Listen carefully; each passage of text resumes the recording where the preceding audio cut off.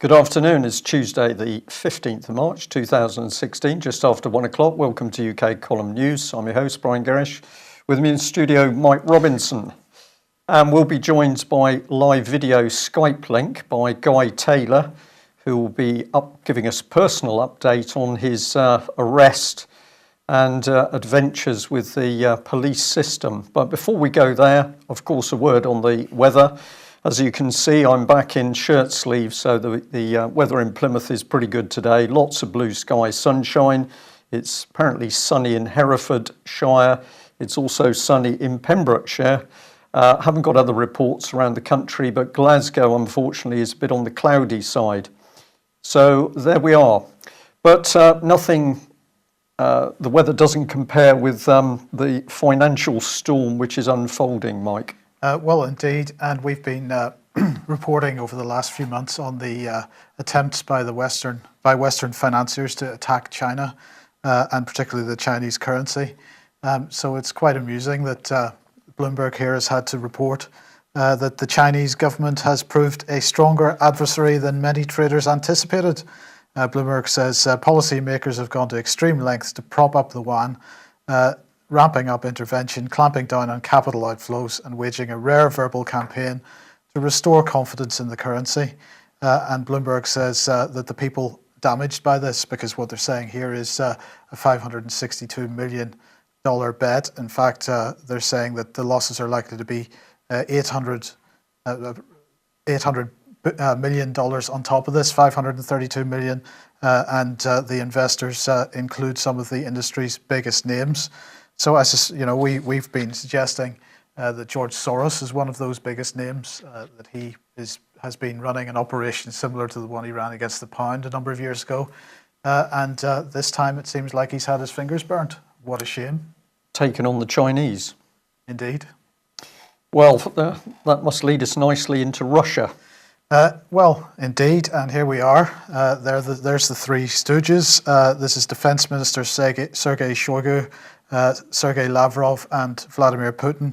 And Putin was announcing his withdrawal from Syria. It's quite interesting that he chose to do this on television in front of the entire nation, so not hiding behind closed doors, no secret meetings here. He's announced this in public. You mean like David Cameron? Oh, totally. Yes, indeed. Anyway, what's the significance of this? Well, let's not forget what Interfax reported back in November last year, a month or so after Russia entered the fray. Putin said, our task is to stabilize the legitimate authority, i.e. Assad, and create conditions for a political compromise. So this then was echoed in his meeting with Shoigu and Lavrov, where he said, I think the tasks set out to the Defense Ministry are in general fulfilled. That's why I order beginning withdrawal of most of our military group from Syria, starting from tomorrow. Of course, this was yesterday he said that, so that has begun today.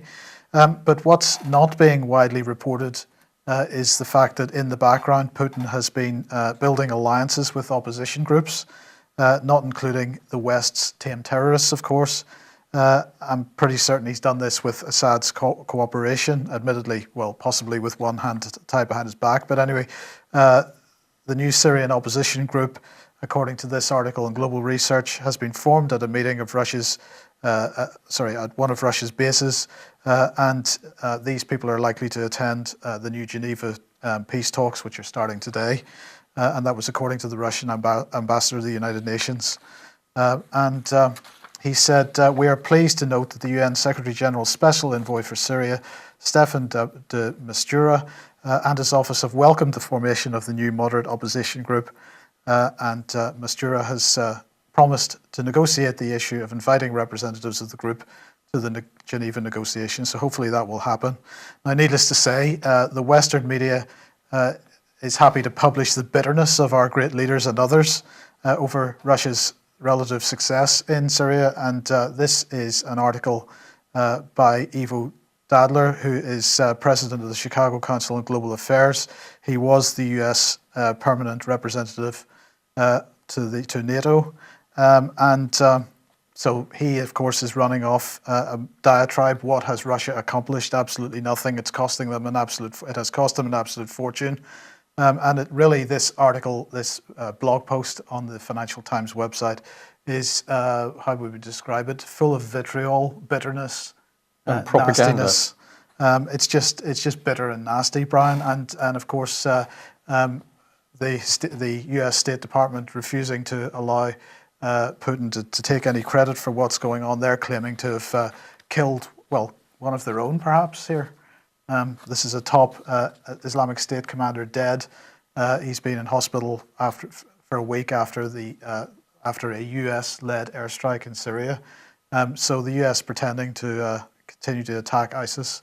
But the timing of this article, I suspect, purely down to the fact that Putin has once again caught them on the hop. Diplomacy skillfully played out, Mike, is at the end of the day, isn't it? Indeed, yeah. Well, we'll jump from events in Syria to what's happening in Britain in 2016. And of course, that is a total breakdown, really, in the policing and the judicial system. And what better person to tell us about the realities of that than Guy Taylor? Guy, do we have you? You certainly do, Brian.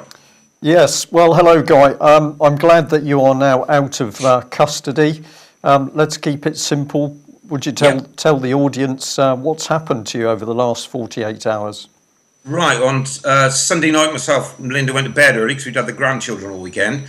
And we started to hear all this knocking around the house and lights flashing up in the window, serious banging on the door, and the police were outside threatening to break the door down if I didn't answer it. So I came downstairs, and at the back of the house, we've got a small conservatory area, which is all locked off. So I went into the conservatory area, and there was an inspector I know out there and a couple of other police officers out the back. And I said, right, what's going on? And they said, well, we have a warrant for your arrest, and it's been issued for failure to surrender to bail in Welshpool Court, which is in Wales. I said, right, okay, can I see it? Now, when it comes to, we know that warrants in the civil courts are all fake and forged most of the time, but in the criminal sort of remit, they have to show you them under their own rules, under the criminal procedure rules. So I'll just read you this. Criminal procedure rules, execution of a warrant, section 13.5. The person who executes a warrant must A, explain in terms the defendant can understand what the warrant requires and why. B, show the defendant the warrant if that person has it. And C, if the defendant asks, arrange for the defendant to see the warrant. So I said to the inspector, right, okay, can I see this warrant? And he said, I haven't got it on me. I said, well, why should I come out? And he said, well, we've got it down the police station. So I said, you're telling me? He said, otherwise we'll break in. So I said, right, okay, but take on board what I've said, and I expect to see this warrant. Because you're saying there's a warrant for failure to surrender to bail in Welshpool. Let me assure you, I've never been arrested in Welshpool, I've never been interviewed in Welshpool, I've never been charged in Welshpool, and I've never been bailed in Welshpool, so I don't know what you're talking about. So I then went down to the police station with the police officers, who sort of conveniently parked their vehicles. You know where I live, there's a pub across the road in the country, and we're in a little hamlet, and they parked the vehicles out there with the lights flashing, so as to make the neighbours all fully aware that I was. But as far as I was concerned, I'm being gang stalked by them. So they took me down to the police station. They were they were cool, but I just said, okay, when we get to the other end, you can show me this warrant. We got to the other end of the police station, and of course, no warrant was forthcoming. So he said, well, you'll be transferred to Welshpool in the morning. You'll leave here at 8:30, and you'll get there ready for 10 o'clock. So I said, fine. I was treated very well in there. And I thought, well, okay, let's play them at their game a little bit. Normally I don't bother with solicitors and that, but I thought, okay, I'll ask the duty solicitor so I can record that I've been arrested, I've been brought down here, and I've not been shown the warrant. And so that's what I did. The duty solicitor wouldn't see me personally. They spoke to me on the phone. And then I asked to see the inspector because I want to make a complaint, because I still hadn't seen this warrant, and I knew under their own rules they had to show it me. And of course, I've not been arrested and I've not been bailed for anything. So I said, I'm not on bail. Anyway, he wouldn't see me. So I waited the morning, and in the morning, I woke up, they woke me up with a cup of tea, believe it or not. And I said, what time is it? They said, 8:30. I said, right, okay, well, I should be on the way. And they said, oh, no, the G4S guys aren't going to be here. They're late. And this went on for some time, till about 11 o'clock. And I'm thinking, well, how long are they going to keep me in this position? They ended up turning up, the G4S guys, in a one of these sweat boxes, one of these huge aluminium containers, and said that we aren't taking you to Welshpool. It's been changed now. You're going to Aberystwyth. So I said, Aberystwyth, because we're talking about, I don't know, 110, perhaps 120 miles away from Hereford. It's over 100 miles. And anyway, so we then went on an amazing journey across the Welsh valleys by Rhayader, etc., in this little metal box, which is dangerous. I mean, you feel locked because you're not got seatbelts in these things. I mean, it's okay shuffling people around town to a certain extent, but when you're out on the open roads, they haven't got, and you're stuck in this very small container. Anyway, I got to Aberystwyth, and they ready to be prepared for the court. So I did the same again. I asked the duty solicitor to come down, and I said, "Well, I don't know what this is about. I've never been arrested. I've never been interviewed, charged, or bailed. So I don't know what this is about. And I know under their own rules that they're obliged to show me the warrant, and they haven't shown me the warrant. So I'm in here under false pretenses. The document, any documents they've given me, which was one which said warrant issued for failure to surrender to bail for public order offence. Well, that's obviously based on misleading, inaccurate, and false information. Sorry, guys, this the document you're referring to? We've got on the screen. The one and the area that's highlighted. So on just because the text is a bit small, just explain what this document is briefly. Right, it's an internal email, and it's stating, not with the warrant, but a note why they're out for me and want my arrest. And it says, at Welshpool Magistrates Court, there was a power warrant not backed for bail, which meant, obviously I couldn't get bail, on the 26th of January 2016. And it says the warrant has been issued for failure to surrender to bail for public order offence. So I'm, of course, thinking, well... Sorry, Guy, just before you go on, the from box there is links at civica.co.uk. Who is civica.co.uk? No idea. Probably that sounds like a private company to me. Private company, yeah. I mean, when I was in the police station, it was comical before they took me to Aberystwyth. I'm in the police station. There's the police there, obviously. There's the Reliant staff who work inside the police station, giving you tea and coffee and whatever. And then there's the G4S guys there. So I said, it's a company meeting today, isn't it? We've got all these companies surrounding me just for little old me. And you've got to look at the situation, the expense of all this stuff. I mean, years ago, they wouldn't have put me in a sweatbox and take me 100 odd miles with 3 or 4 G4S guys. They would have just put me in a Vauxhall Astra, and a couple of coppers would whip me over there. So I don't understand. And what I'm saying also is, this thing is supposed to have been active since the 26th of January. Well, it's now, it's nearly 2 months. We're halfway through March, and no one's approached me. I've walked around the town. I've lived here just as normal. Nothing's happened. But then all of a sudden on a Sunday night, the whole place has been surrounded, and we've had all this nonsense with the police. So I really don't know what goes on with these people. And of course, I'm in court all the time. I was in Nottingham Crown Court on Friday. I've been in Hereford Court. I've been in Worcester Court. So, but apparently nobody kicked this thing into gear until Sunday night. So I end up down Aberystwyth, and I said to the duty solicitor, I don't know what it's about. And he said to me, well, I said, well, there can't be a warrant out for my arrest for failure to surrender bail because I'm not on bail. And he said, right, well, okay, you'll have to put that before the court. I said, well, yeah, fine, thank you. I just want you to make a record of it. And that's what happened. And I went into the court and I said, right, before we start, I've been to Aberystwyth all around this area since I was a kid, really. But I don't know what this is about. I've never been arrested. I've never been interviewed under caution. I've never been charged, and I've never been bailed. So I don't understand how I could be on bail and have breached it. And they said, well, and the clerk of the court, and there was a few good people come down and help me, and we're in the public gallery, and the clerk of the court said, well, this isn't an imprisonable offence that you've been charged with. So, and then that seems very strange, because I've just been in jail locked up for the last 18 or 20 hours, and you're telling me that that you can't be imprisoned for the offence that's supposed to be supporting all this. So, what is going on realistically? There's allegedly they're saying that I've had sort of a Barney with the security staff down in Welshpool Court at some time. I don't know anything about this. It's supposed to have happened in July last year.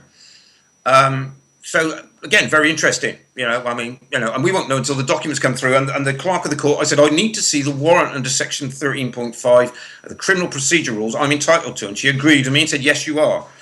And I said, well, can I see it? And she said, right, all the documentation from the prosecution and we will include the warrant, will be presented to you by the 4th of April. So this is an ongoing case then? So this will be an ongoing case. But I mean, at the end of the day, I've never been arrested, I've never been charged, I've never been interviewed, and I've never been bailed. So I don't really see where it can go. And the amazing thing is, when you're up in Aberystwyth, I don't know if you've ever been in that court, but when you're in the dock, it's in the marina up there, and you've got all these beautiful boats. It's almost like you're in maritime law. Put it that way. Guy, thank you very much for telling us that. Of course, what you're describing is breakdown of law and order, because the police are carrying out actions which they have not got the lawful documentation to enable them to do that. We've got people lying, we've got perjury going on. Let's just remind people of Carol Woods, who did a phenomenal interview with Andrew Peacher. We reported it yesterday.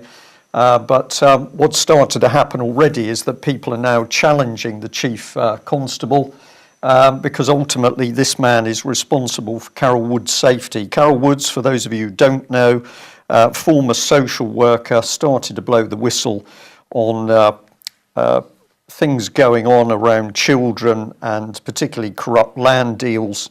She ends up threatened, harassed, bullied, victimised by the police, and finally sectioned in order to keep her quiet. In the court case involving Lancashire Council, Sherry Blair was brought in presumably as the safe pair of hands for their defence. Well, I'm pleased to say that our very own Alexander Thompson has actually written an email to the Chief Constable. He's pointing out that Carol has made a personal testimony now to thousands of members of the public, and of course the accusations that she's making are not only very realistic and the provenance of them seems absolutely correct, that this has now come into the public domain, and it's beholden on the Chief Constable to actually do something about it. I don't know whether you've been able to hear that, Guy, that interview, but I know that you're already in communication with Carol Woods.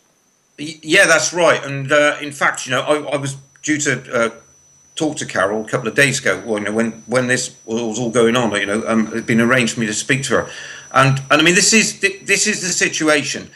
And again, that's why I said to people that the Section 26 of the Criminal Justice Act last year, 2015, is primer for all this stuff with the police. They're either operating with as a police officer, or they're operating in their own sort of liability. And so it's very important that we hold these people to account, because we can't hold anyone else to account. And in Carol's case, I mean, it's treacherous what's gone on with her. Yeah, outrageous. And, outrageous. Guy, I will just tell you that we've already had a little bit of research done in our chat room, which says that Civica is a company described as a safe pair of hands for data transfer. So they're working for the courts, they're working for the Highways Agency, DVLA, etc. So this is privatisation of very sensitive legal information. Who's handled that data? How safe is it? Nobody's any idea, really. Well, let's move on to the BBC, and several people have flagged up this video, which is basically pointing out the BBC East Midlands seems to have completely forgotten the whole of the Beechwood whistleblowing saga. So we've got this interview, which you can see if you put in this link, More Child Rapist at Nottingham City Council. And you can see the BBC talking about this case of this social worker currently in court at the moment on some pretty horrific charges, Mr. Loggin. But while they're talking, it's almost as if there was never any reporting by many, many other people to the abuses carried out at Beechwood Children's Home, Nottingham. And of course, the very person they don't mention at all is Melanie Shaw, the lady who initially blew the whistle on the abuse. So if you want to see a very skillful piece of BBC editing, which in my opinion is to divert public attention from the real severity of the child abuse, have a look at the appalling BBC East Midlands clip. And we'll bring in the gentleman concerned. Here he is, Dominic Heel.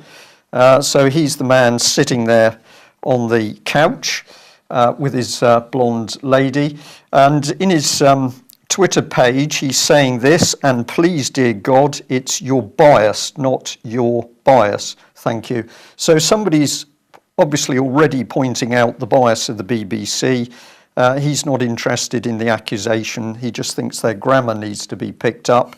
And of course, he's not going to report the truth about paedophile activity, but here he is very big on collecting for the BBC's very own Children in Need charity.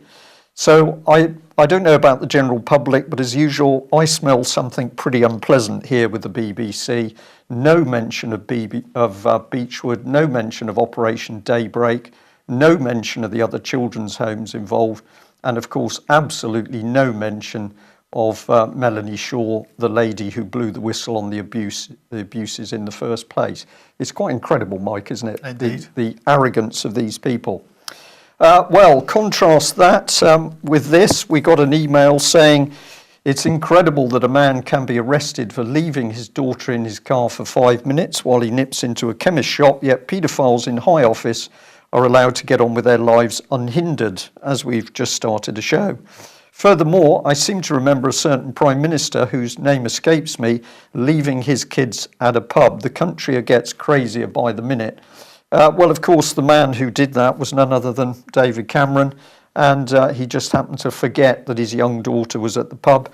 But quite surprising, nobody from social services or the police turned up at David Cameron's doorstep. Indeed. Not sure why that would be. Probably our politicians are now above the law. Well, this is the article here, and it went out on a BBC iPlayer. So a man who is arrested over his daughter in the car, the BBC can report, Mr. Tim Haynes, but the BBC not so good with paedophiles. But here we are. This is the contrast. This man is taken to court for popping into the chemist for 5 minutes. David Cameron goes and has, what do you think, a beer too many? Just forgot the girl. Just forgot. Dulled by a little bit of brewed yeast. Leave your daughter in a pub, but not to worry because you're Prime Minister. But of course, it's the same David Cameron that has started this. And it's taken Russia Today to really point out the complete nonsense. So we've got a 4-year-old child who mispronounces cucumber, and the net result is that he's reported in the kindergarten, and up come the police in a counter-terrorist raid. So, Guy, you've had your problems, but apparently if toddlers can't pronounce cucumber and they draw a picture of a knife, which is a pretty useful implement for cutting cucumbers, David Cameron thinks you're a terrorist, and there's plenty of money for the police to pop round and interview the 4-year-old. What do you think? Well, it always seems like they've got enough money to go around arresting people and nonsense like this. I mean, I can't believe where we're at with all this, Brian. I really can't. Well, I think we've got the orchestrated breakdown of the country, and of course, having idiots running the country is a great assistance to achieving the breakdown. But of course, they're idiots closely aligned with Israel, so Conservative friends of Israel, Labour friends of Israel, but apparently not friendly enough, Mike. Indeed. I have to say this is pretty spectacular, what's going on here at the moment. The reporting, not least.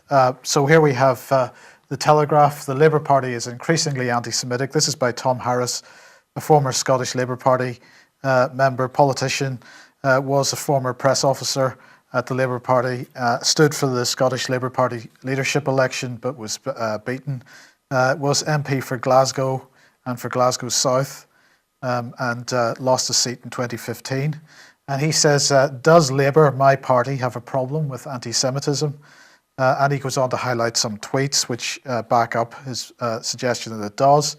And then he goes on to say, brought up in the west of Scotland, I was only too familiar with the curse of religious bigotry. I was well aware of the reasons why enmity existed between the Protestant and Catholic communities, although to my parents' credit, they never encouraged us to give it house room.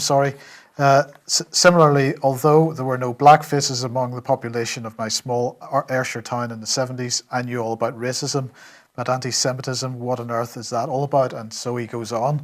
The Daily Mail outdoes him by saying Corbyn in race row as anti-Semitic candidate is readmitted. Activist was suspended for sending series of tweets attacking Israel. And this is the bit that's really obscene about this coverage and this attack on the Labour Party, because of course, once again, we have this notion that criticism of Israel is criticism of Judaism and Jewish people, which of course it isn't. And this article saying that Vicky Kirby was suspended from the Labour Party in 2014 after a Twitter tirade. She was the party's candidate for Woking and described Israel as evil. Labour bosses have decided to readmit her to the political party. Now, The Independent gets a little bit closer to the truth, perhaps, but even here they fall into the trap because they're saying accusations of anti-Semitism are being abused as a tool for Corbyn's enemies. I think that's correct. But here's what they say. The article begins by saying this is not an attempt to trivialise claims of anti-Semitism. Let's get that out of the way right from the start. I'm not suggesting that the British left has no problem with anti-Semitism. Just like other forms of racism, anti-Semitism never really goes away. It just lingers in the background. And then again, she goes on to link criticisms of Israel with anti-Semitism. So the question is, as I've just said, is it anti-Semitism to criticise this, Brian? Is it anti-Semitism to criticise this, or this, in fact? Because global research pointing out extrajudicial assassinations by Israel, including children, 41 Palestinian children killed since the 1st of October last year. And then we have this article from the National Union of Journalists just released. Israeli forces closed down, this is a Palestinian television channel, they have arrested 3 media workers. So is that anti-Semitism to criticise that kind of behaviour? The fact that they're killing people, that they're building walls around people and starving them to death, that they're bombing people, that they're closing down television stations. Is that anti-Semitism, Brian? Well, of course, it's not, Mike. What we should do is apply exactly the same rule that we use for this country, which is things are being done within Britain, but not in our name. So we're dealing with a political elite running a country who must be accountable. Versus what other people in Israel or Britain would do. But on this wonderfully emotive subject, what I find outrageous is that the Prime Minister of Britain should declare that his faith in a foreign country, Israel, is unshakable, which means that Britain comes second place in his thought pattern. You can't have unshakable loyalty to 2 countries because one's always going to win. But David Cameron has said that his loyalty is not to the British people, he said it is to Israel. And of course, the other thing is that if we had Conservative friends of Germany and Labour friends of Germany working in Parliament, people would start asking questions as to what their loyalty was. But we have the remarkable situation where Conservative friends of Israel and Labour friends of Israel receiving huge support, financial help in order to help push through Zionist policies, effectively. Indeed, but getting back to the Labour Party aspect of this, I mean, it's pretty clear, isn't it, that the normal attacks on Corbyn haven't really succeeded, and they seem to be showing signs of desperation here. They need something really unpleasant to help destabilise him. Yeah. Okay, well, Guy, we're just going to move on to the subject of public sector finance, and we'll bring you in for some comment. But just have a look at this, which one of our viewers found very recently Shared Services Connected Limited, SSCL, joint venture between UK Cabinet Office and Sopra Steria, which has been selected to provide shared services for the Metropolitan Police. So I believe this is a French company being linked in to help run our police. But let's just look at this. We've got the Cabinet Office setting up commercial contracts with foreign companies getting involved in our policing. And who's the man doing this? Well, it's the man that we've kept saying, and we will keep saying, is running Britain. This is Oliver Letwin. This is the man with all the power in the Cabinet Office. Of course, Francis Maude on his right, as you look at that little inset, was the other key man, working closely alongside the Behavioural Insights team. This is the psychological team nudging the public. But we pointed out, of course, that Oliver Letwin is the man that wrote this book, Privatising the World, a study of international privatisation in theory and practice. And here he is doing exactly that, privatising the public services of Britain. And the word that's constantly used is transformation, and transformation of public services is privatisation of those services.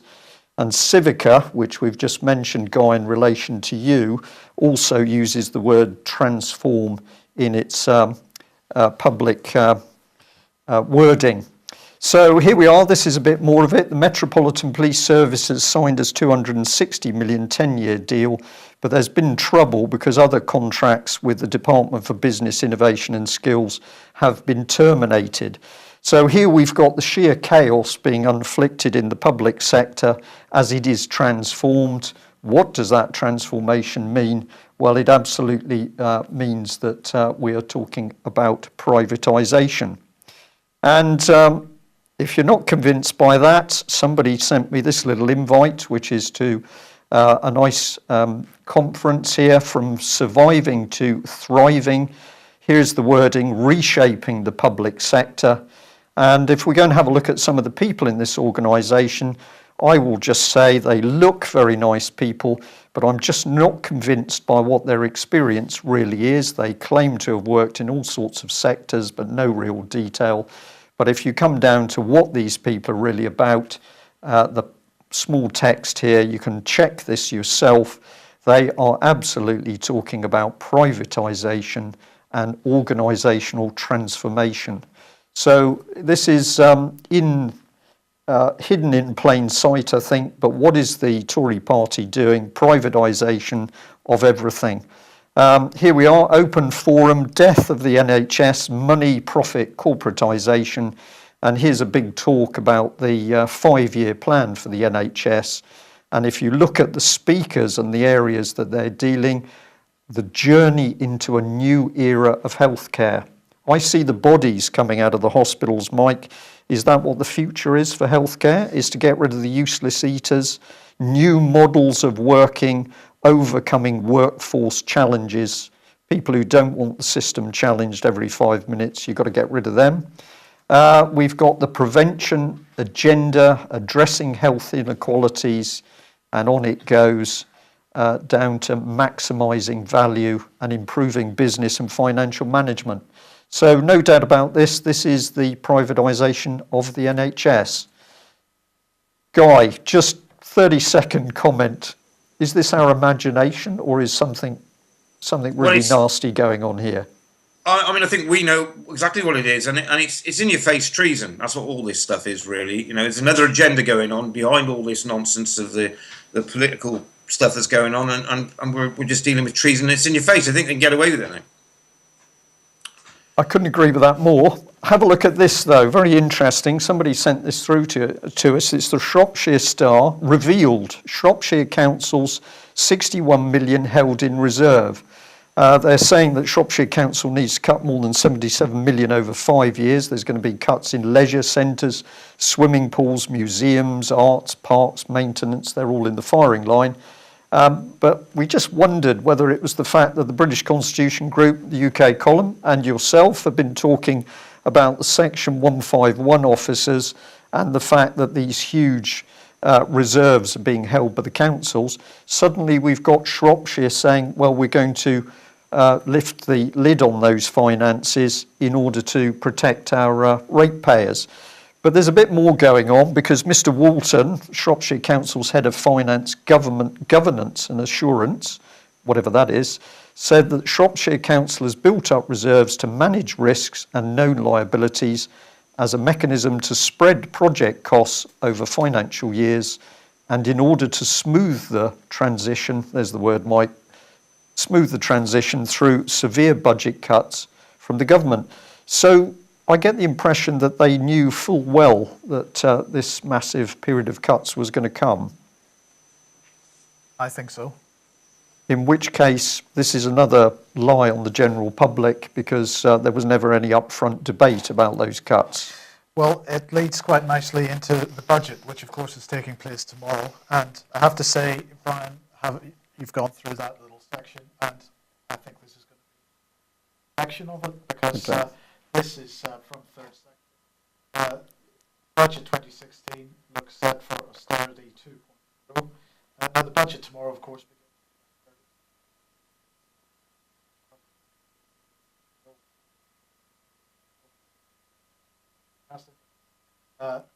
is this going to be austerity 2.0? Osborne said no. He's got 50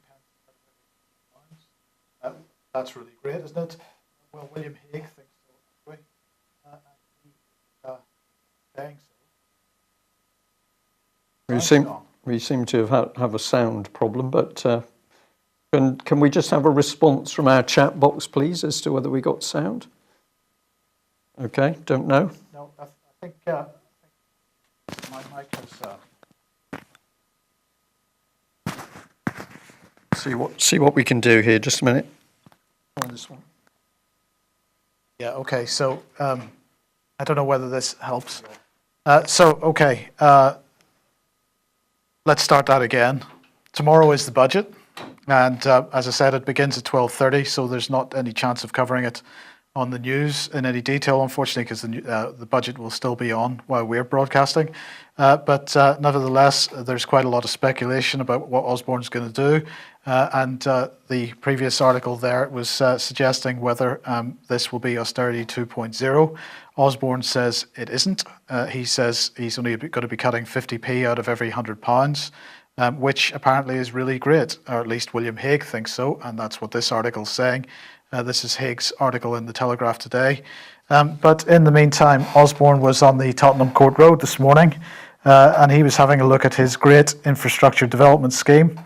And I have to say, Brian, China's laughing at us with this. So he is crowing about Crossrail. He's got apparently all kinds of plans for all kinds of other infrastructure. We've got another Crossrail, a second Crossrail going to happen, the Trans-Pennine Tunnel. Except that if you look at the actual infrastructure plan, and yes, this is the most recent infrastructure plan from 2014, then that shows us that his priority, what his priority really is, and this priority is all about privatisation. So this is £264 billion of the infrastructure pipeline. This is all the projects that the government is planning, and 64% of that is expected to be funded by the private sector. So what we're looking at is further privatisation of Britain's infrastructure. As you have pointed out, the NHS absolutely part and parcel of that. So this is the Public Accounts Committee. They've just issued a new report. They're saying that the government has not acted quickly enough to keep acute hospital trusts in financial balance. Well, I think that's a slight misrepresentation of the facts. What they've actually done is to guarantee an imbalance in the finances of these trusts. The committee is highlighting, apparently, the long-term damage to trust finances caused by unrealistic government efficiency targets. It says the financial health of NHS trusts and NHS Foundation trusts has significantly worsened in the last 3 financial years. Trusts had a net deficit of £843 million in 2014-15, which is a severe decline from the Trust's £91 million deficit in 2013-14. And they had a £592 million surplus in 2012-2013. So just in 2 years, this government has completely destroyed the state of the financial status of these NHS trusts. And Meg Miller, MP, who's the chairman of the Public Accounts Committee, said acute hospital trusts are at crisis point. Central government has done too little to support trusts facing financial problems, with the result that overall deficits are growing at a truly alarming rate. Now, Brian, it has to be said, of course, that these trusts are only entitled to spend this money because they're being given the go-ahead by central government. So if there is a deficit going on here, that is absolutely purely the fault of central government. I would certainly say so, Mike. And of course, the other thing we have to remember is that we have common purpose buried within the NHS with its management structure. Having to hold my microphone here at the moment to keep the sound going. But basically, we have seen utter chaos unleashed inside the management of the hospital. So they've been attacked at two levels. Their money's been controlled, and then we've essentially got an attack inside the hospital where there's a constant change agenda, which is the one causing the professional staff the problems.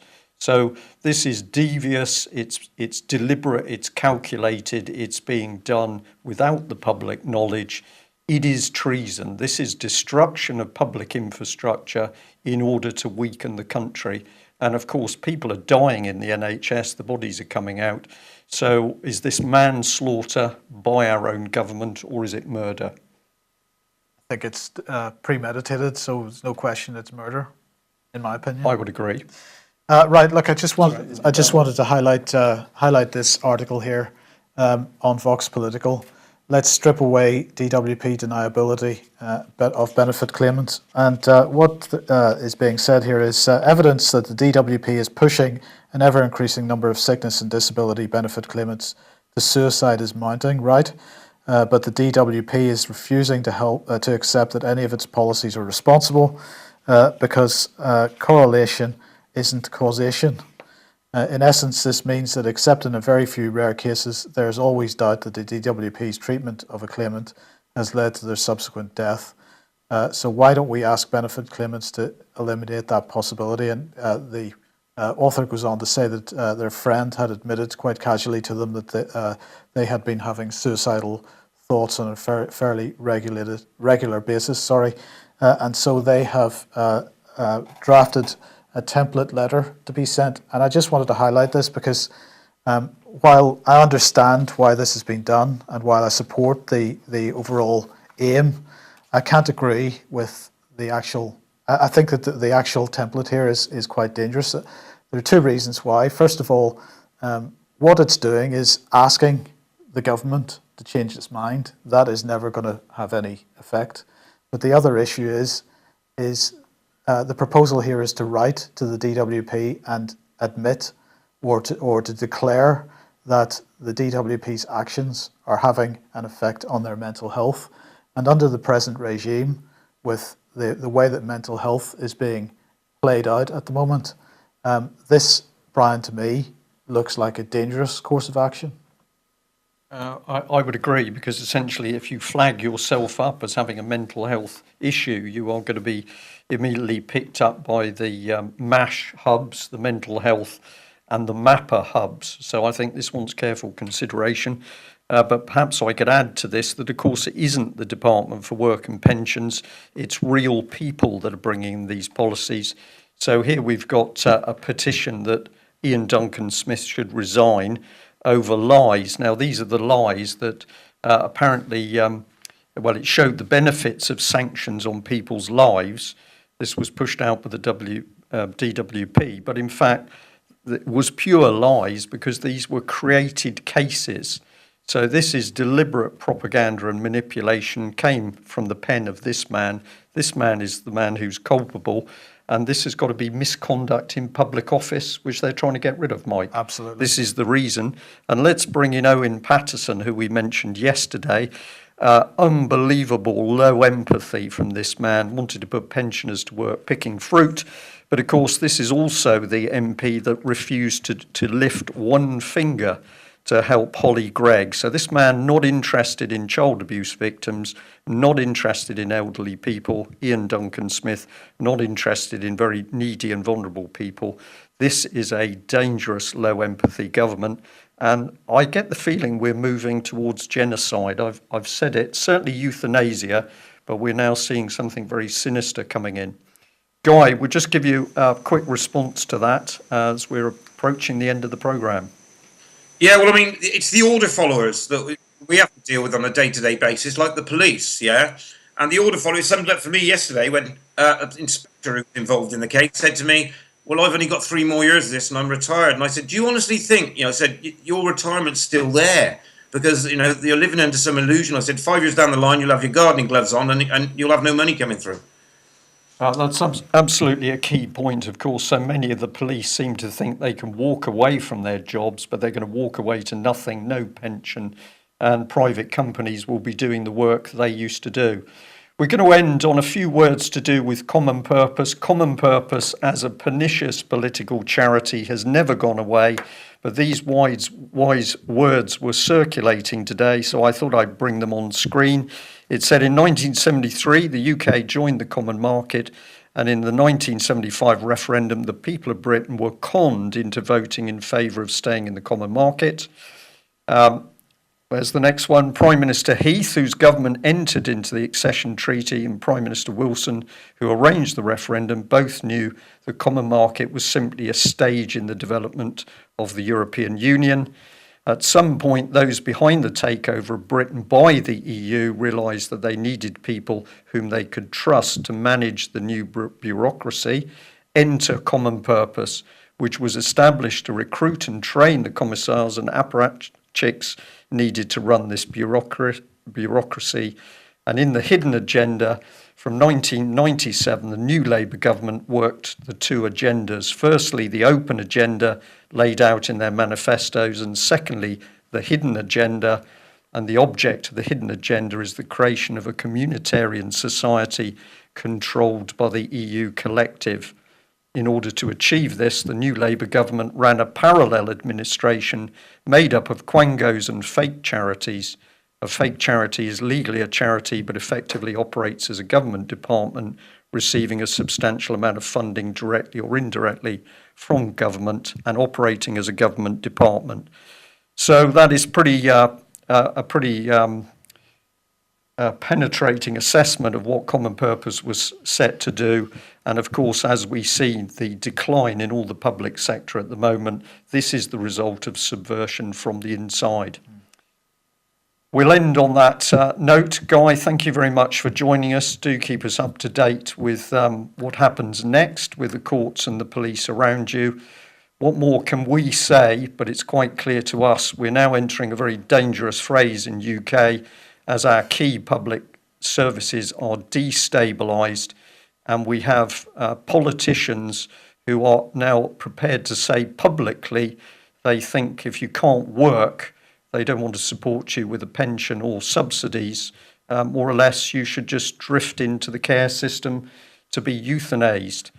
Is that too strong? I shall look forward to some comments in the chat box in due course, and we'll join you tomorrow at the same time.